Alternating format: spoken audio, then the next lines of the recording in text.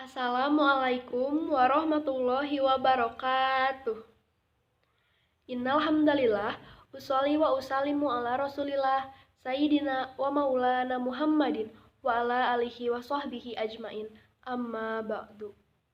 Langkung tipayun, hayu urang sasarengan manjatkeun puji sinareng syukur kehadirat Allah Subhanahu wa taala anu tos maparin nikmat sareng hidayahna ka urang sadayana.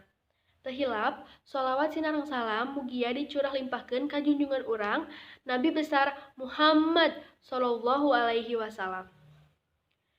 Ibu bapak guru anu kusim kuring dipika hormat, sareng rerencangan sadayana, di dieu sim kuring bade ngadugikeun tentang ngamumule atanapi ngalestarikeun budaya Sunda.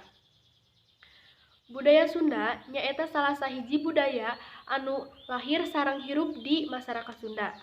Budaya ieu teh nyaeta budaya anu kedah dimumule atanapi dilestarikeun supados teu ical sareng teras berkembang. Urang sadayana salaku urang Sunda kedah tiasa ngamumule atanapi ngalestarikeun budaya Sunda ieu.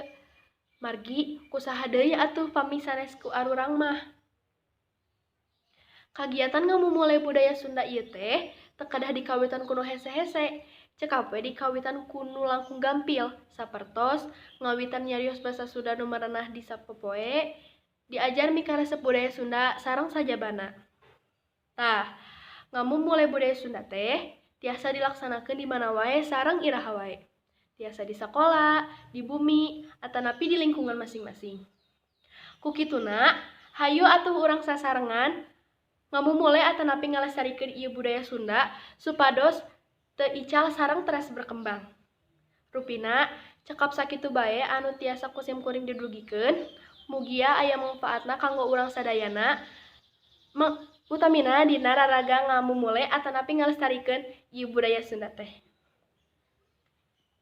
Langkungna sim kuring nyuhunkeun dihapunten. Wassalamualaikum warahmatullahi wabarakatuh.